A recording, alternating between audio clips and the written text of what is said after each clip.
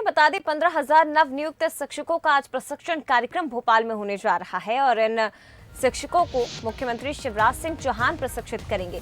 भेल दशहरा मैदान पर कार्यक्रम आयोजित किया जाएगा। शिक्षकों के सामने राष्ट्रीय शिक्षा नीति का प्रारूप भी प्रस्तुत किया जाएगा। तो स्कूल शिक्षा विभाग और जनजातीय कार्य विभाग की ओर से कार्यक्रम आयोजित किया गया है। करीब 15,000 से ज्यादा नवनियुक्त शिक्षक जिनके प्रशिक्षण का कार्यक्रम आज हो रहा है और मुख्यमंत्री शिवराज सिंह चौहान इन्हें प्रशिक्षित करेंगे।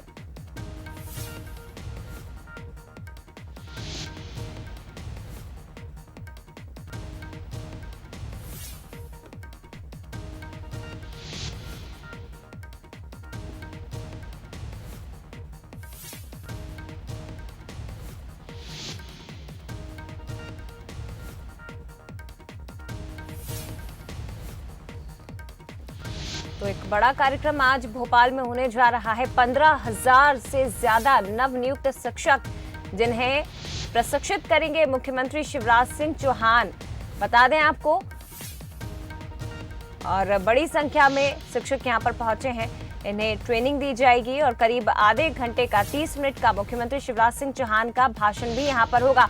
इसके अलावा नई शिक्षा नीति के प्रारूप को भी प्रस्तुत किया जाएगा इस कार्यक्रम के जरिए। शिक्षकों को ट्रेनिंग देंगे। उनके साथ मध्य प्रदेश सरकार के स्कूल राज्य मंत्री इंदर सिंह परमार भी रहेंगे और हमारे साथ भी हैं।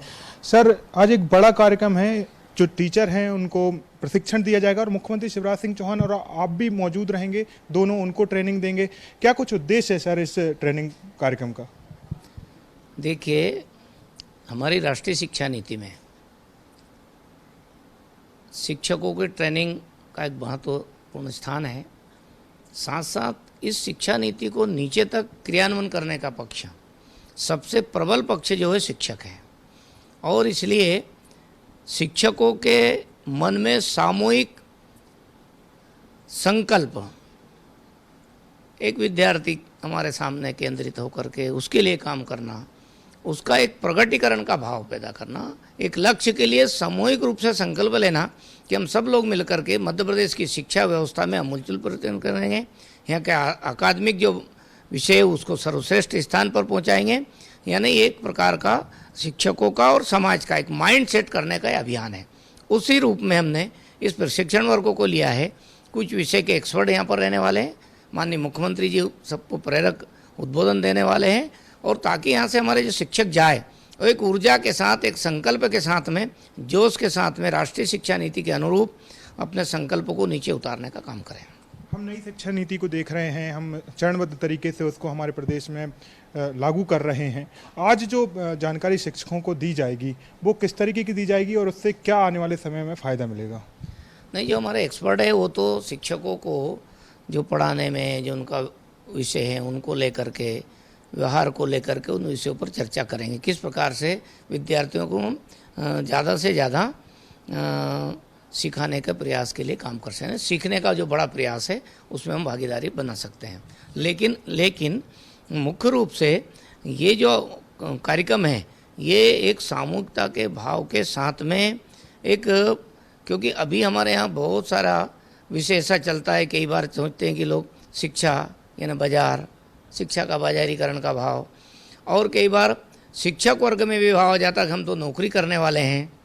और क्योंकि ये सब नई नियुक्तियां हुई है, इनमें नया संकल्प, नया जोश है, तो इनके सामने जो लक्ष्य है वास्तव में वो लक्ष्य तरफ कि भाई शिक्षक केवल नौकरी नहीं है, ये एक व्यक्ति के निर्माण करने का सर्वश्रेष्ठ काम है। इसलिए शिक्षक को हमारे देश की परंपराओं में राष्ट्र निर्माता कहा गया है। उस भाव को प्रखरता के साथ में शिक्षक ये कह सके कि मैं शिक्षक हूँ, मैं राष्ट्र का निर्माण करूँगा, इस भाव को उनमें लाने के लिए और देश में और समाज में भी शिक्षकों का सम्मान बढ़े, उनके प्रति आदर का भाव बढ़े। क्योंकि भारत की परंपरा में तो गुरु गोविंद दोनों खड़े काके पागु लाओ, यानी गुरु को महत्व, यानी शिक्षक का बड़ा श्रेष्ठ महत्व रहा है। उस भावना को फिर से समाज जीवन में स्थापित करना, उसके लिए एक बड़ा अभियान है। और यही ये प्रशिक्षण वर्ग आज का पूरे प्रदेश भर के केवल शिक्षकों में नहीं तो समाज में भी एक नया संदेश देगा। सर, एक आदेश आया था जिसमें कहा गया था कि आज के जो कार्यक्रम हैं उसमें बच्चों को नहीं लाया जा सकता है, परिजनों को नहीं लाया जा सकता। तो इस पर सवाल खड़े हो रहे थे कि छोटे छोटे बच्चे रहते हैं, कुछ महिलाओं के जो टीचर रहती हैं, यदि वो बच्चों को नहीं लाएंगे तो परेशानी हो सकती है।